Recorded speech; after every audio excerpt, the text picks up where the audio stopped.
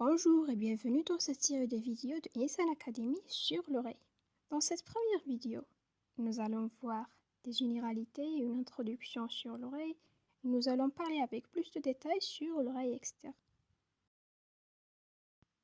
L'oreille est l'organe de l'audition et de l'équilibration, constitué de trois parties, l'oreille externe et l'oreille moyenne, qui servent uniquement à l'audition, et l'oreille interne, qui sert à l'audition et à l'équilibration. Les récepteurs des organes de l'ouïe et de l'équilibration fonctionnent indépendamment. Étudions maintenant l'appareil de l'audition. Donc, l'oreille externe et l'oreille moyenne vont amplifier et transmettre les ondes sonores pour leur codage en influx nerveux au niveau de l'oreille interne. Cet influx nerveux va être conduit au centre cérébral pour son traitement via le nerf crânien vestibulo-cochléaire, bien le nerf 8. Dans cette série de vidéos de Insan Academy, on va suivre le trajet d'une onde sonore depuis son entrée à l'oreille jusqu'à sa perception, tout en visitant les aspects physiologiques, anatomiques et histologiques des structures que va traverser cette information.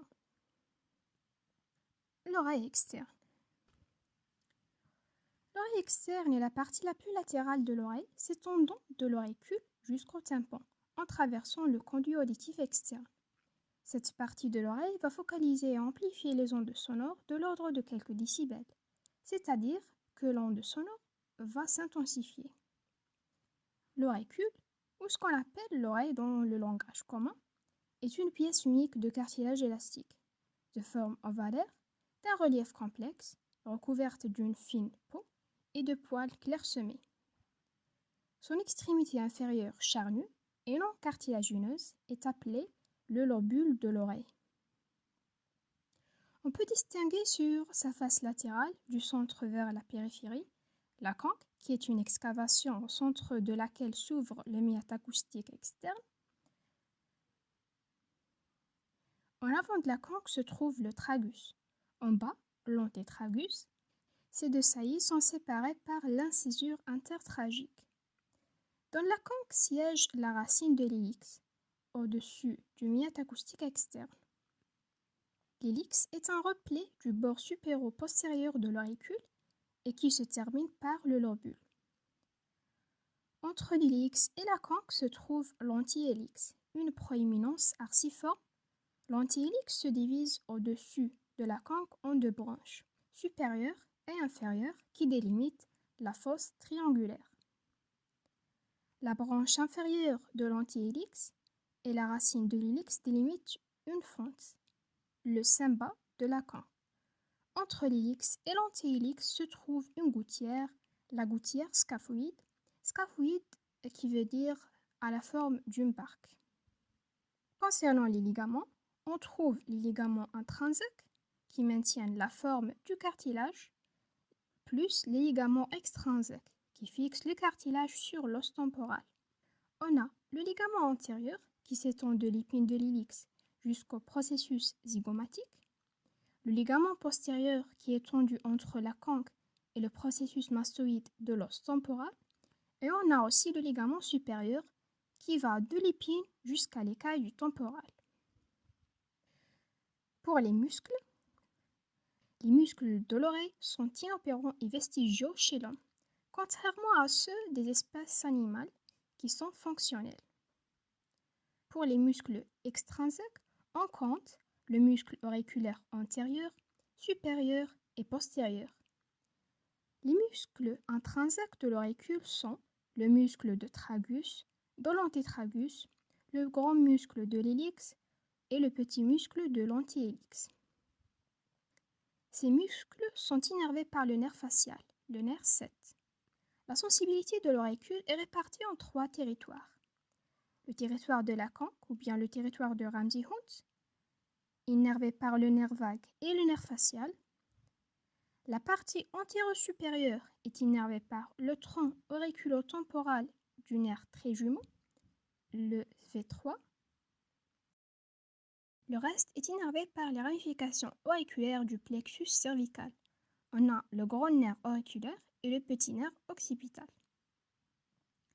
L'irrigation sanguine est assurée par les ramifications de l'artère carotide externe, qui sont l'artère temporale superficielle, qui est une branche terminale de la carotide externe et qui donne l'auriculaire antérieur, l'artère auriculaire postérieure, qui est une branche collatérale de l'artère carotide externe. Les veines sont homonymes des artères et jettent dans la veine jugulaire externe. Le drainage lymphatique gagne le nœud jugulo-digastrique. Il est situé entre le chef postérieur du muscle digastrique et la veine jugulaire interne, d'où vient le nom jugulo-digastrique. Le conduit auditif externe. Le conduit auditif externe est un cul-de-sac qui s'étend de la conque jusqu'à la membrane du tympan. Il est ovalaire à la coupe, sa longueur est de 2,5 cm et sa largeur est de 0,8 cm. Il n'est pas rectiligne, mais il présente une courbure honnête. Du coup, dans l'examen otoscopique, l'oreille est retirée en arrière et en haut. Il est présente près de la membrane du tympan, le récessus prétympanique, où peut se loger des corps étrangers.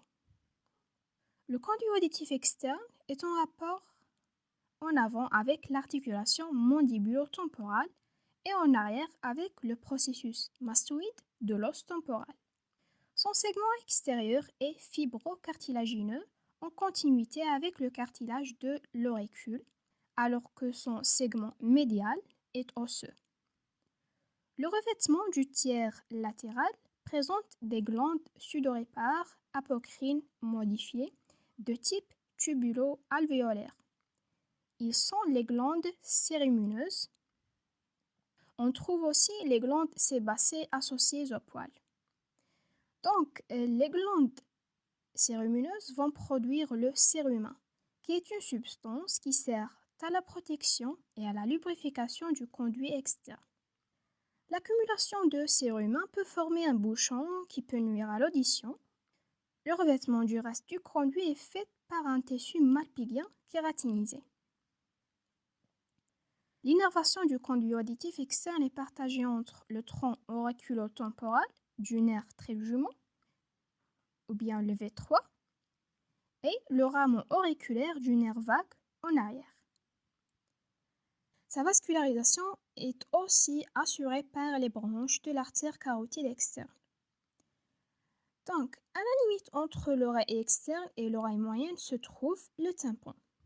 Alors, l'onde sonore qui traverse le milieu aérien du conduit auditif externe frappe le tympan, qui va lui-même vibrer et transférer cette énergie à la chaîne des osselets, dans l'oreille moyenne, qui presse des liquides de l'oreille interne, créant des forces de cisaillement qui tirent sur des cellules ciliées qui se trouvent dans la cochlée, ce qui engendre des influx nerveux.